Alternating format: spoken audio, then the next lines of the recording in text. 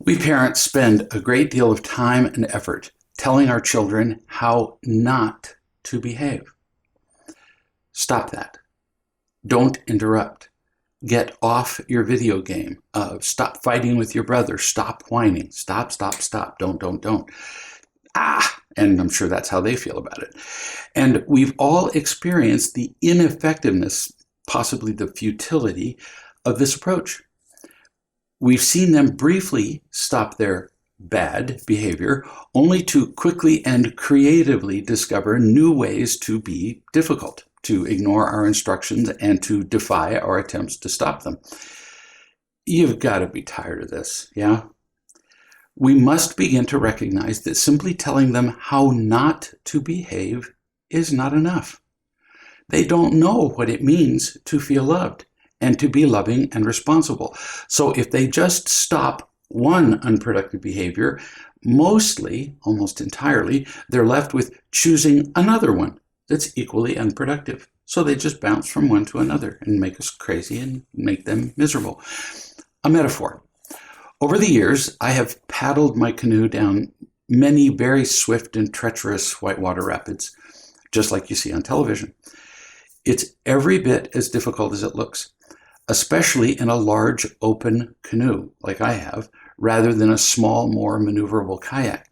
The obstacles involved in some of these rapids are very formidable. You encounter enormous boulders, logs, violently turbulent water, whirlpools, eddies, curlers, holes, siphons, and more, all of which can crack your head open or drown you, or both.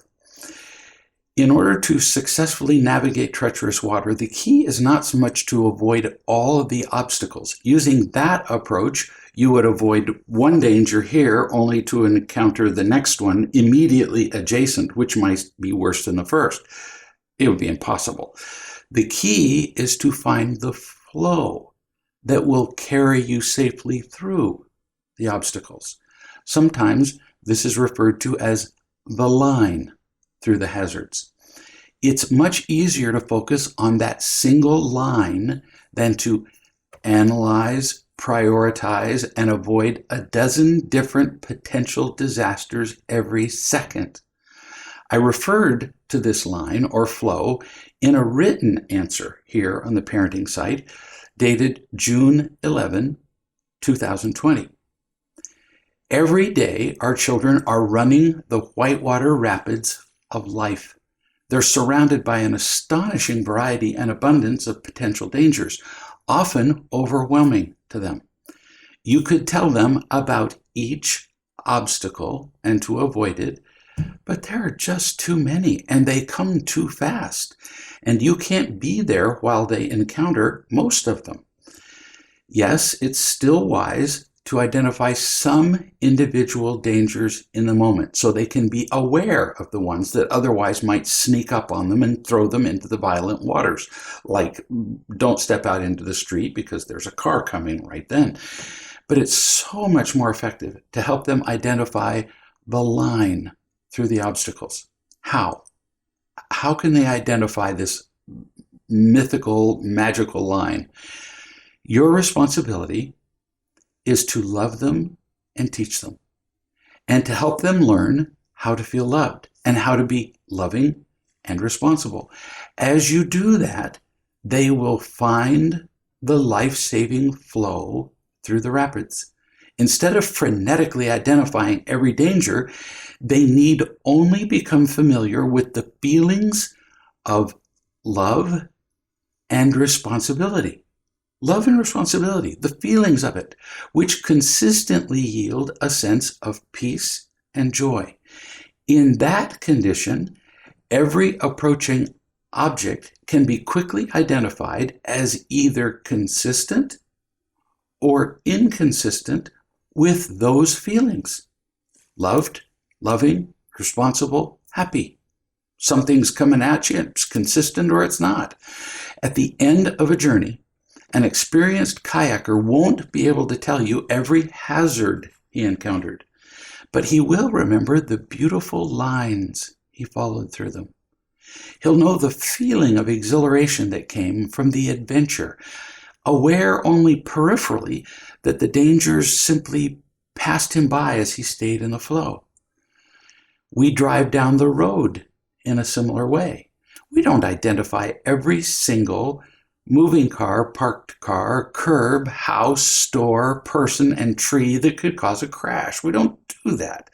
We focus mainly on the road straight ahead, peripherally aware that each of these obstacles is simply not the road that we want to be on. A teenage girl wrote to me and said, "I was so discouraged. No matter what I did, I was wrong. I would try not to do bad things, but then I only did other wrong things. I couldn't find any way to be happy. Then my mother learned how to love me. And as I trusted her, I learned from her. She taught me how to feel loved. She taught me how to love other people and be responsible. Then I didn't feel crazy afraid of making mistakes anymore. I just clung to the happiness. And it became natural to stay away from anything that might take me away from that feeling." End quote. A mother told me about her son who was constantly interrupting people and teasing them. On one occasion, when he was bothering someone, she said, "What are you doing?" Now notice my tone. Not, "What are you doing?" No, she said, "What are you doing?" It was a real question. He said, almost predictably, "Nothing." "I was just playing around." So innocent. Mom said, "Do you feel loving toward your sister right now?" The one he was teasing. "Are you focused on her happiness? Are you feeling peaceful yourself? Maybe you were just playing around, but are you feeling peaceful and loving?" There was a long pause from him. So Mom said, "And there's your answer. What you're doing is not contributing to your happiness or your sister's. Now, you get to decide what to do next." This is brilliant on the part of Mom. Teaching, giving choices. Immediately, he stopped the teasing. And within minutes, he and his sister, who he was teasing, were playing together. Love your children and teach them how to follow the line. Allow them to feel the line. Show them what the line feels like. They will learn to be happy. And then they can reflexively avoid all of the behaviors, thoughts, words, and sometimes people that would detract from the joy of their adventure. They make choices instead of only reacting to pain. They become genuinely powerful.